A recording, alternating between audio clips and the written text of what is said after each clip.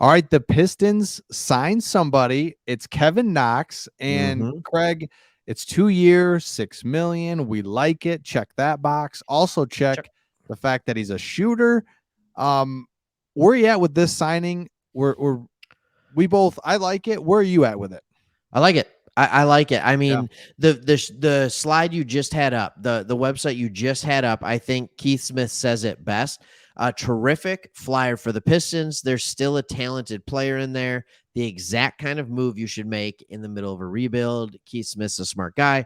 I think he does good work. But as soon as I saw it, I'm like, yes, thank you. I was more excited about this than I was the Bagley deal because this is the kind of thing. It's a 2-year deal. I don't know what the second year is. I do know that Troy Weaver's a big fan of team options in year 2, especially to keep that salary cap where he wants it going forward. So my guess is that it'll be a second year team option. It's a flyer. Hey, if you're great and you're a good small forward and you're what we want you to be going forward, we'll pick that offer up and we'll extend you. We'll not extend you, but we'll keep you for that second year. If it's not, then that's okay. And it was a good experiment, and we'll see you later. Yeah, and it's interesting because with this signing, it makes me think, okay, we're definitely out of tank mode, but we're in the hey, we don't we want to be good, but we're gonna have to do it with some flyers. Like if I don't know if Yes. that makes sense or it's that's like no crap. But you know what I'm saying? It's like, wait, we're not gonna be terrible, but we're gonna take some chances. And we've got a bunch of guys that hey, we could be bad again, or we could be good and be really good. So there's this big gap of like, I don't know, but this is a perfect guy to bring in to do that, where it's like you can shoot, you're athletic enough. Yeah. Like this is exciting for Pistons fans because we want to watch exciting basketball and we know we're not like there yet, but we've got a guy that can maybe be really good and it would actually we could be pretty good type of thing. Absolutely. I mean, this is a former number 9 overall pick. He went to the Knicks. I think he was traded to the Hawks last year, but he's a former number 9 pick, 17, 18, somewhere in there draft. Just hasn't quite put it all together yet. I think he's like a career 34% shooter from 3. He's a jumper. There's no doubt about that. He's got some good athleticism. But before we get into all the things that he brings, let's also talk about his fit. And when I'm looking at this team, the thing that I was just scratching my head on was what are we going to do at small forward? Because you have Sadiq Bey who can obviously play the 3, and he played it next to Grant. And then Livers, maybe like, I mean, like he can play 3, he can play 4. I don't know where he's better suited. It depends on the lineup he's with, but I'm like, what's going on at the 3 spot? Like I was worried about it and I didn't know what was going on. And this is a guy, maybe throw some minutes his way and see if he can show you something with the change of scenery. Yeah, and that's exactly right. Is he's young, he can shoot. Again, we always go back to pair him with Cade or be on the same floor as Cade. Ivy's doing his thing. It's like, hey, this is. We go back 3 years ago to that roster, no hope, no chance in life, Yep. and now you've got Cade, you got some juice, you've Oh, got shooters, so it's just like a lot better for us to watch them and just see guys develop. And he's another guy. Hey, maybe he's part of our timeline in that he yeah. gets Oh, yeah. re-signed, or it's like, yeah, he likes it here. He likes Cade. I mean, all these things, get him in the building, and then we go from there.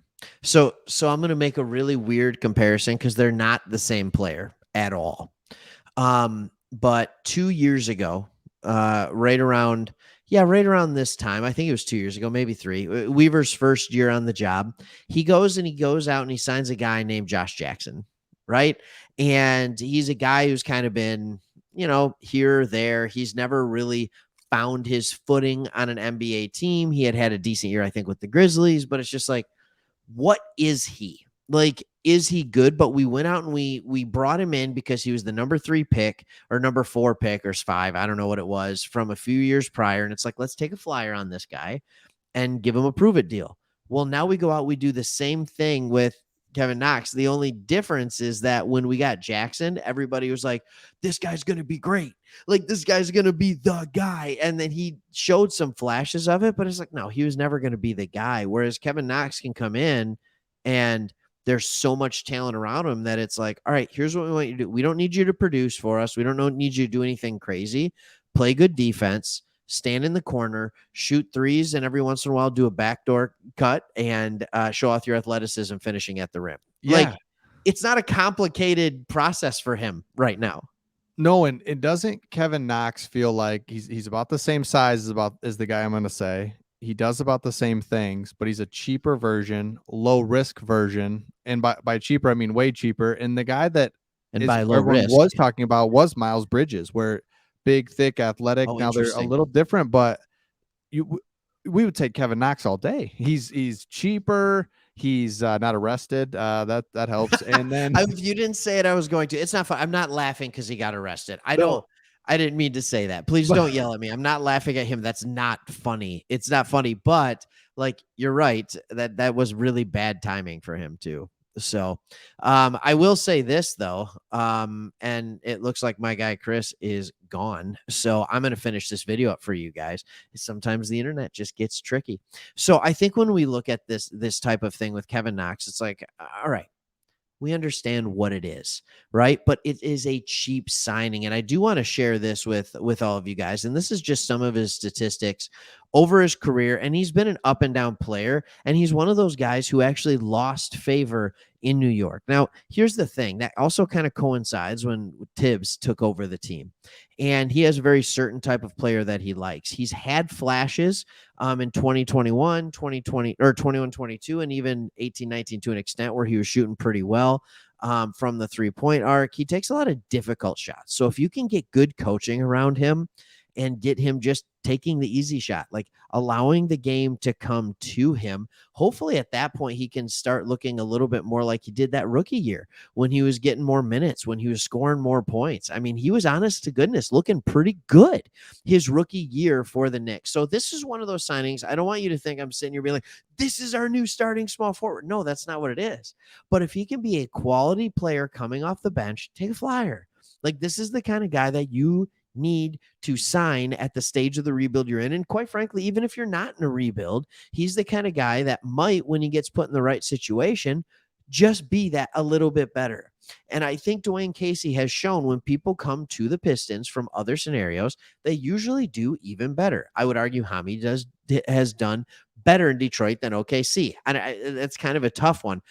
Corey Joseph, much better in Detroit than anywhere else, and much better when he was in Toronto with Casey than anywhere else. Josh Jackson played better in Detroit than he had anywhere else. So these young guys that are trying to prove it, I think often play better for a coach like Casey. Now, as always, it's not always an exact science. It's not always perfect. So no big deal. I love the signing.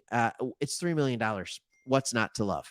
So anyways, we will see you on the next one. Hit that subscribe button below and hope that you like the signing as much as I do. Why not? Maybe he'll never play for the Pistons. Maybe he'll play 10 minutes a game. I'm rambling. See you on the next one.